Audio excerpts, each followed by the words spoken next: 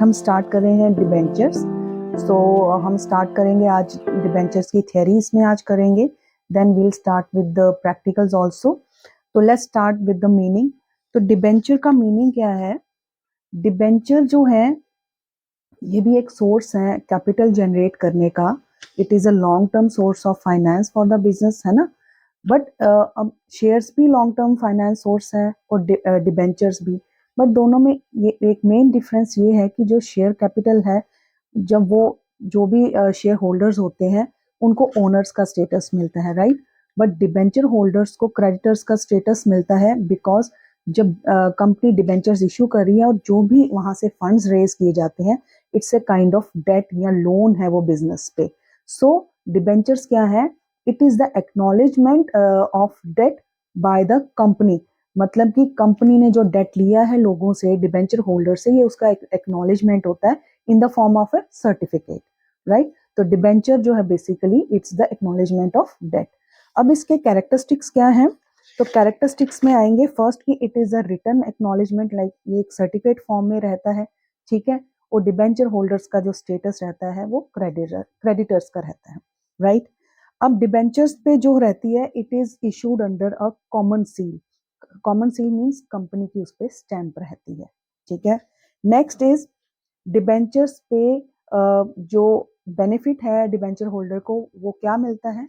Debenture holders को interest मिलता है एनुअली, और ये जो इंटरेस्ट रहता है, this is the fixed rate of interest जो उनको मिलना ही मिलना है हर साल, ठीक है।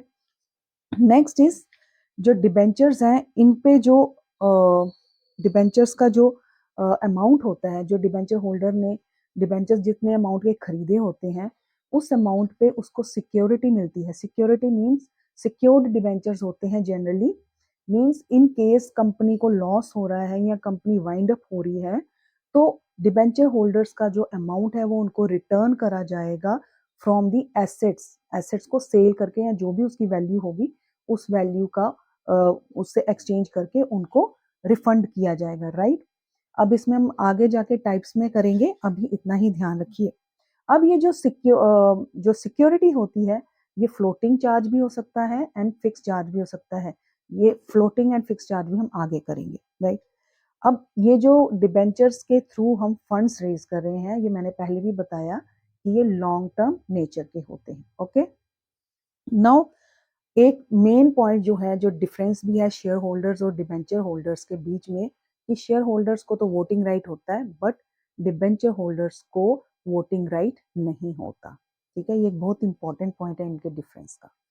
नाउ नेक्स्ट, कि इशू क्यों करती है, what is the purpose of issuing debentures? तो कंपनी इसलिए इशू करती है बिकॉज इट नीड्स फंड्स, है ना। Long term funds, long term funds means जो कि एसेट्स के सेल परचेज में यूज हो, या कैपिटल रेज किस लिए की जाती है ये लॉन्ग टर्म कैपिटल? क्योंकि जो बड़े प्रोजेक्ट्स हैं बिजनेस के, लाइक ग्रोथ एंड एक्सपेंशन करना है, या एसेट को रिप्लेस करना है, नए एसेट्स लाना है, मॉडर्नाइजेशन करना है बिजनेस का, इस पर्पस के लिए ही डिबेंचर्स इशू किए जाते हैं। आई होप आपको क्लियर हो गया होगा। नाउ स्टेटस क्या होता है डिबेंचर होल्डर्स का, ये आपको बता चुकी हूँ। Debenture holders are the creditors of the company, right. अब इसमें एक और आप टर्म पढ़ोगे या देखोगे, बॉन्ड। तो डिबेंचर्स और बॉन्ड में क्या डिफरेंस है? बॉन्ड भी सिमिलर है, डिबेंचर की तरह ही है, डेट इंस्ट्रूमेंट है, बट डिफरेंस ये होता है कि बॉन्ड्स जो होते हैं, इन पे फिक्स्ड रेट ऑफ इंटरेस्ट नहीं होता जैसे डिबेंचर्स पे होता है, ठीक है। तो इस पे बेनिफिट कैसे होता है बॉन्ड्स पे? Bonds are generally issued at discounted rate, और जो डिस्काउंट होता है that is the benefit of the जो बायर होता है बॉन्ड्स का, उसको ये फायदा मिल जाता है, राइट। अब शेयर होल्डर्स और डिबेंचर होल्डर्स के बीच में डिफरेंस क्या है, और शेयर्स और डिबेंचर्स के बीच में डिफरेंस क्या है? दोनों ही इंपॉर्टेंट क्वेश्चन है, कई बार आता है एग्जाम में। तो पहले हम स्टार्ट करते हैं शेयर एंड डिबेंचर के बीच में क्या डिफरेंस है। तो first point is capital versus loan, means shares के थ्रू जो फंड रेज किया जाता है वो बिजनेस का कैपिटल कहलाता है, और डिबेंचर्स के थ्रू जो फंड रेज किया जाता है वो लोन कहलाता है, liability as a borrowed fund कहलाता है, ठीक है। दोनों ही लाइबिलिटी हेड के अंडर जाते हैं, इक्विटी एंड लाइबिलिटीज में कैपिटल के हेड के अंडर जाते हैं, लेकिन शेयर होल्डर्स फंड में शेयर कैपिटल जाता है, एंड बोरोड फंड्स में डिबेंचर्स जाता है, right. Now reward for investment, ये जो इन्वेस्टमेंट कर रहे हैं शेयर्स या डिबेंचर्स में, इस पे रिवॉर्ड या रिटर्न क्या मिलता है? तो शेयर्स पे रिवॉर्ड मिलता है dividend per annum, and even कई बारी 2 बार भी मिलता है साल में डिविडेंड, ये डिपेंड करता है कंपनी पे। और डिबेंचर्स पे रिवॉर्ड या रिटर्न मिलता है interest, fixed rate of interest. Next, fluctuation in the rate of reward, तो ये पहले भी बता चुकी हूँ मैं कि शेयर्स पे जो डिविडेंड मिलता है वो फ्लक्चुएटिंग होता है, it depends on the profit of the company कि उसको कितना प्रॉफिट हो रहा है, उसके बेस पे डिविडेंड का रेट डिसाइड होता है। बट जो इंटरेस्ट का रेट है डिबेंचर्स पे ये फिक्स रहता है। Next, charge versus appropriation, very important point है ये, ध्यान से सुनना। कई बारी चार्ज और एप्रोप्रिएशन में भी डिफरेंस आता है कि चार्ज और एप्रोप्रिएशन में क्या डिफरेंस है। तो चार्ज का मतलब समझ लो सी से चार्ज, सी से कंपल्शन, ये याद रखने के लिए बता रही हूँ ताकि आपको याद है। मींस चार्ज का मतलब होता है जो चीज कंपल्सरी है, और एप्रोप्रिएशन मींस ऑप्शन। इस तरह से ये थोड़ा सा राइमिंग करके आपको याद रहेगा। एप्रोप्रिएशन का मतलब है ये ऑप्शनल है। अब इन दोनों में क्या डिफरेंस आ रहा है, एग्जाम्पल यही शेयर और डिबेंचर की लेके समझेंगे कि शेयर्स पे जो डिविडेंड मिलता है वो एप्रोप्रिएशन है प्रॉफिट में से, ठीक है। मींस अगर प्रॉफिट होगा तो वो डिविडेंड मिलेगा, अगर प्रॉफिट नहीं होगा तो वो नहीं मिलेगा, right, it is optional. But जो डिबेंचर पे इंटरेस्ट है वो चार्ज है प्रॉफिट पे, चार्ज मींस कंपल्सरी है, ठीक है, C for charge, C for compulsory. क्यों? क्यों?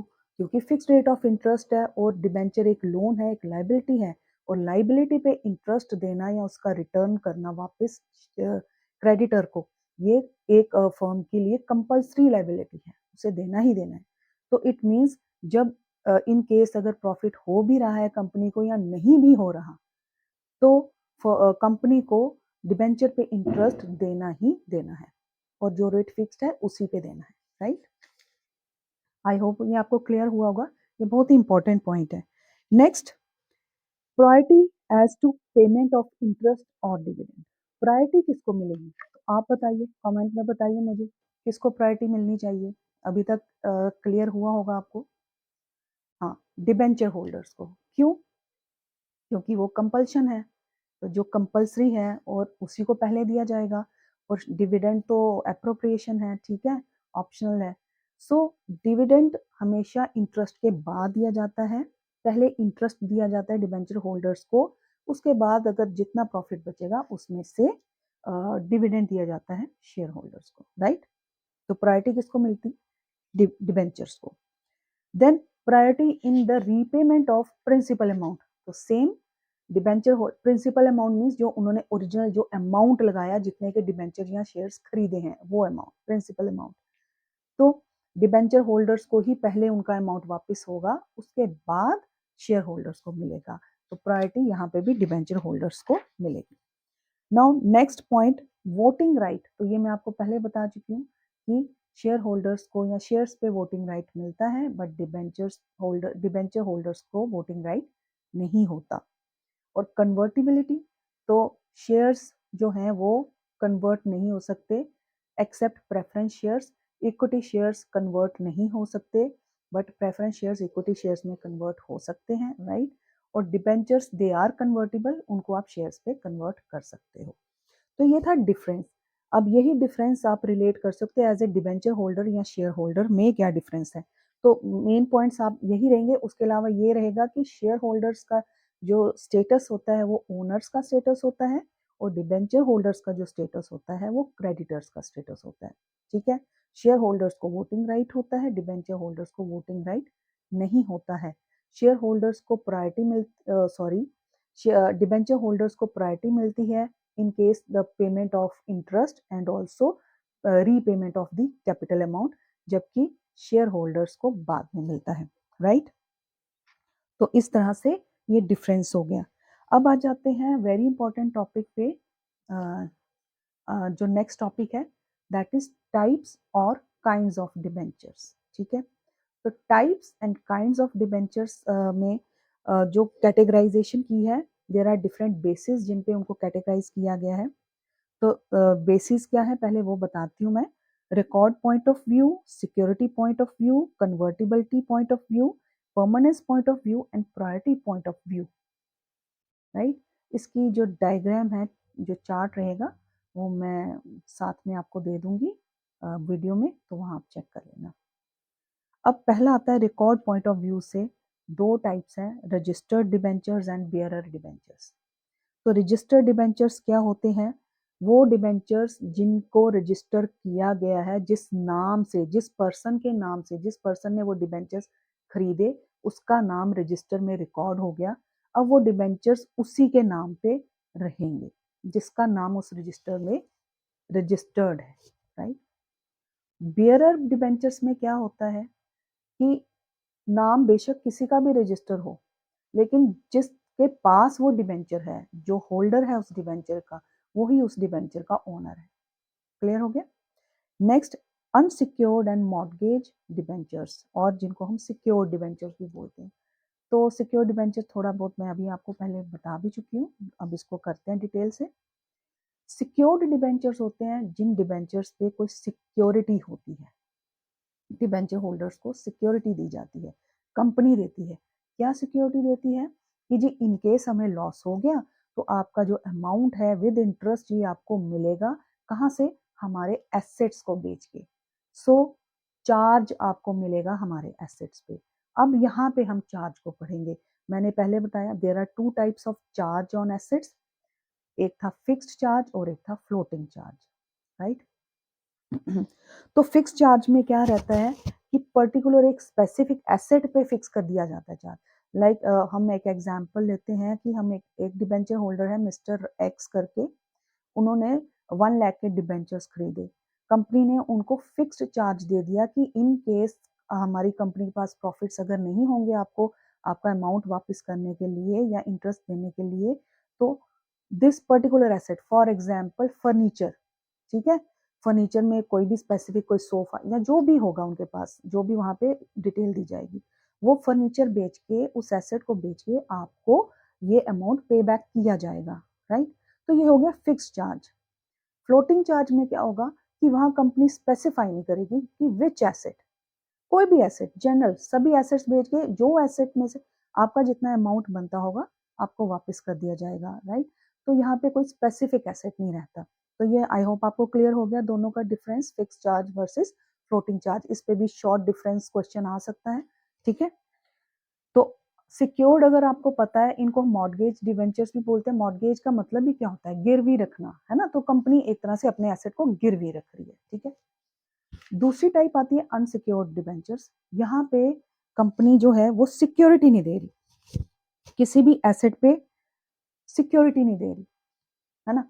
तो मोस्टली जो डिबेंचर्स इशू होते हैं वो सिक्योर डिबेंचर्स ही होते हैं, क्योंकि डिबेंचर होल्डर्स रिस्क नहीं लेना चाहते कि इन केस कंपनी को लॉस हो रहा है या प्रॉफिट्स कम हो रहे हैं तो हमें हमारी पेमेंट ना मिले, तो रिस्क तो कोई लेना पसंद नहीं करता, इसलिए जनरली सिक्योर डिबेंचर्स ही इशू किए जाते हैं, right?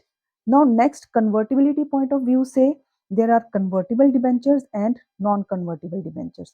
Convertible नाम से पता चल रहा है ऐसे डिबेंचर्स जिनको किस में कन्वर्ट किया जाए? ऑब्वियसली डिबेंचर्स को शेयर्स में कन्वर्ट कर सकते हैं, राइट। इक्विटी शेयर्स में वो कन्वर्ट हो सकते हैं, और नॉन कन्वर्टिबल हो गए जो शेयर्स में कन्वर्ट नहीं हो सकते। अब अब आप, ये एक सवाल है कि जनरली कौन से डिबेंचर्स इशू होते हैं? तो जनरली नॉन कन्वर्टिबल ही होते हैं, बट स्पेशली कोई स्पेशल केस में आप स्पेसिफिक डिबेंचर होल्डर अगर चाहता है कि वो कन्वर्ट कर सके बाद में इक्विटी शेयर्स में, तो वो कन्वर्टिबल डिबेंचर्स बाय करते हैं, राइट। वो क्लॉज एक वहाँ मेंशन किया जाता है कि दीज डिबेंचर्स आर कन्वर्टिबल। और कन्वर्टिबल डिबेंचर्स में भी दो ऑप्शंस अवेलेबल होती हैं, आप फुली कन्वर्टिबल लेना चाहते हो या पार्टली कन्वर्टिबल लेना चाहते हो। फुली कन्वर्टिबल मीन्स सारे के सारे डिबेंचर्स शेयर्स में कन्वर्ट हो जाएंगे। पार्टली में वहां मेंशन किया जाएगा कितना अमाउंट या कौन से डिबेंचर्स हैं जो शेयर्स में कन्वर्ट होंगे। Next is performance point of view. मैंने बताया था परफॉर्मेंस पॉइंट ऑफ व्यू से आते हैं रिडीमेबल एंड इरिडीमेबल डिबेंचर्स।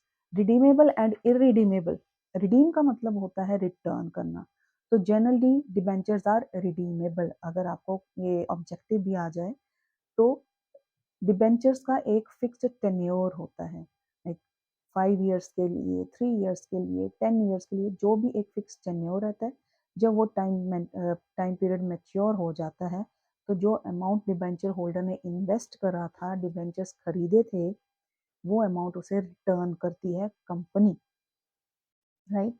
तो these are redeemable debentures. But कुछ केस अगर आप बोले तो रेयर है, वो है इरिडीमेबल डिबेंचर्स, मीन्स उनका फिक्स्ड या मैच्योरिटी पीरियड नहीं रहता, right. But excuse me, in generally अगर आप बोले कंपनी कौन से इशू करती है, तो रिडीमेबल डिबेंचर्स इशू होते हैं। नेक्स्ट पॉइंट था priority point of view, first mortgage and second mortgage debentures. Mortgage का मतलब क्या होता है, मैंने आपको पहले बताया, गिरवी रखना, हिंदी में हम उसको गिरवी बोलते हैं, ठीक है। तो फर्स्ट मॉर्गेज और सेकंड मॉर्गेज मीन्स पहले गिरवी और दूसरे नंबर के गिरवी, मतलब जो डिबेंचर्स फर्स्ट मॉर्गेज होंगे, जब मतलब मॉर्गेज मतलब सिक्योर्ड डिबेंचर्स, राइट। तो सिक्योर्ड है, इट मीन्स उनका चार्ज है एसेट पे। अब उनको जब पेमेंट करनी है और एसेट को बेच के जब उनकी पेमेंट होगी, तो जो फर्स्ट चार्ज वाले होंगे, फर्स्ट मॉर्गेज वाले होंगे, उनको पहले पेमेंट की जाएगी, और जो सेकंड चार्ज वाले होंगे उनको फर्स्ट के बाद की जाएगी, मीन्स सेकंड नंबर पे, after paying the first mortgage debentures, ठीक है। तो प्रायोरिटी फर्स्ट वालों को मिलेगी। तो ये हो गए सारे डिबेंचर के टाइप्स और काइंड्स, ठीक है। इंपॉर्टेंट क्वेश्चन है। अब आता है नेक्स्ट एक शॉर्ट सा टर्म, कूपन रेट और जीरो कूपन बॉन्ड। ये दोनों ही टर्म्स मैं करवाऊंगी, क्यों? क्योंकि ये दोनों ही कई बार शॉर्ट या ऑब्जेक्टिव में आती हैं। तो कूपन रेट सिंपल, इसका मतलब होता है जो डिबेंचर का रेट ऑफ इंटरेस्ट होता है। आप जब भी डिबेंचर को देखोगे तो डिबेंचर के पीछे कुछ परसेंट में अमाउंट रहता है, लाइक 10%, 11%, जितना भी, तो वो होता है उसका रेट ऑफ इंटरेस्ट, इसी को कूपन रेट बोला जाता है, राइट। और जीरो कूपन बॉन्ड क्या होते हैं, क्योंकि मैंने आपको पहले ही बोला बॉन्ड्स जो होते हैं उसका और डिबेंचर्स में डिफरेंस क्या है। बॉन्ड्स जो होते हैं जनरली गवर्नमेंट कंपनीज इशू करती हैं, और आजकल प्राइवेट भी कुछ करती हैं, बट जनरली ये गवर्नमेंट कंपनीज इशू करती हैं। और बॉन्ड्स जो हैं इन पे इंटरेस्ट रेट नहीं होता, यही मैंने आपको डिफरेंस बताया, अगर आपको याद हो अभी पीछे। तो डिबेंचर्स पे तो फिक्स्ड रेट ऑफ इंटरेस्ट होता है, और उसका रेट ऑफ इंटरेस्ट हमेशा डिबेंचर के पीछे मेंशन किया रहता है, लाइक 11% डिबेंचर्स, 10% डिबेंचर्स, राइट। अब बॉन्ड्स जो हैं इन पे रेट ऑफ इंटरेस्ट नहीं रहता, इसलिए इनको जीरो कूपन बॉन्ड्स भी बोलते हैं, जीरो इंटरेस्ट बॉन्ड्स, है ना। और इसका फायदा कहाँ से मिलता है, फिर क्यों लोग बॉन्ड्स खरीदते हैं? बेनिफिट तो कुछ होता होगा। बेनिफिट कैसे होता है, मैंने पहले ही बताया कि जो बॉन्ड्स होते हैं ये डिस्काउंटेड प्राइस पे इशू करते हैं कंपनीज। लाइक फॉर एग्जांपल 100 रुपए का बॉन्ड है, कंपनी उसको 80 रुपीज में इशू करेगी, और कंपनी खुद ही बाय बैक कर लेती है उनको, लाइक आफ्टर 2 ईयर्स जो भी टाइम पीरियड होगा उसके बाद, कि यू कैन, जो डिबेंचर होल्डर हैं, सॉरी बॉन्ड जो बायर है बॉन्ड्स का, वो कंपनी को वापस बेच सकता है। किस रेट पे? उसके न्यू मार्केट रेट पे, डिस्काउंटेड रेट से ज्यादा रेट पे, लाइक 100 रुपए पे। फॉर एग्जाम्पल करंट प्राइस चल रहा है तो वो 100 रुपीज पे कंपनी को भी बेच सकते हैं वापस, तो जो पर बॉन्ड उसको 20 रुपीज का बेनिफिट या प्रॉफिट हो रहा है, तो यही एडवांटेज उनको मिलता है बॉन्ड्स पे। अब आ जाते हैं different stages of debentures. Debentures को जब कंपनी इशू करती है तो स्टेजेस में इशू करते हैं। स्टेजेस मीन्स क्या, स्टेप्स रहते हैं। तो पहला, डिबेंचर इशू करती है कंपनी, और साथ में उसके साथ क्रिएट करती है provision for the redemption of debentures. क्यों? क्योंकि आपको याद होगा शेयर कैपिटल जब करा है तो शेयर में कोई रिडेम्पशन वाला प्रोविजन या अकाउंट नहीं बनता। क्यों नहीं बनता? क्योंकि शेयर्स रिडीम नहीं होते, है ना। During the life time of the company shares redeem नहीं होते। शेयर को हम ओपन मार्केट में सेल परचेज कर सकते हो, लेकिन कंपनी ओरिजिनल अमाउंट कंपनी पे नहीं करती। कंपनी कब पे बैक करती है? जब कंपनी वाइंड अप होती है, बंद होती है। बट डिबेंचर्स का एक टेन्योर होता है, मैच्योरिटी पीरियड होता है। आपने अगर फॉर एग्जांपल 5 साल के लिए डिबेंचर्स खरीदे, जब 5 साल पूरे होंगे तो आपको कंपनी से वो पैसा वापस मिलता है। तो वो कंपनी कहाँ से देती है पैसा? उस टाइम वो कहीं से एकदम पैसा तो नहीं जनरेट करके लाएगी। तो कंपनी ने एक रिजर्व या प्रोविजन बनाया होता है जिसमें वो हर साल कुछ अमाउंट प्रॉफिट में से उसमें सेव करते रहती हैं। इट्स अ सेविंग अकाउंट एक तरह से कंपनी का। उस मनी को यूज किया जाता है जिन जिन लोगों के डिबेंचर्स मैच्योर हो रहे हैं उनको वो पैसा रिडीम करने के लिए। तो ये प्रोविजन क्रिएट करना पड़ता है in case of debentures. Shares में रिडेम्पशन का कोई प्रोविजन नहीं होता, राइट। और जब भी थर्ड स्टेप यही होता है, रिडेम्पशन ऑफ डिबेंचर्स 3 फेजेस में चलता है। Issue of debentures, creation of provision for the redemption of debentures and redemption of debentures. और जब मैच्योर हो जाते हैं डिबेंचर्स उनको रिडीम कर दिया जाता है, राइट। तो ये था थियरी पोर्शन डिबेंचर्स का। जितने भी कोशिश थी मेरी कि मैं आपके सारे टर्म्स को टच करूं, सारे पॉइंट्स आपको क्लियर करूं। इन केस फिर भी कोई डाउट है तो you can ask me in the comment section, right. अब हम इसका प्रैक्टिकल स्टार्ट करेंगे। 1-2 दिन में मैं वीडियो अपलोड कर दूंगी प्रैक्टिकल का, कैसे जर्नल एंट्रीज इसकी रहती हैं। जर्नल एंट्रीज इसकी सिमिलर रहती हैं शेयर कैपिटल से ही, थोड़ी बहुत जो चेंजेस होंगी वो मैं समझाऊंगी उनमें। और आई ट्राई कि प्रैक्टिकल क्वेश्चंस में हम इनके कुछ सॉल्व करें ताकि आपको ज़्यादा क्लैरिटी मिले, ठीक है। अभी के लिए इतना ही। See you in the next video. Bye, take care.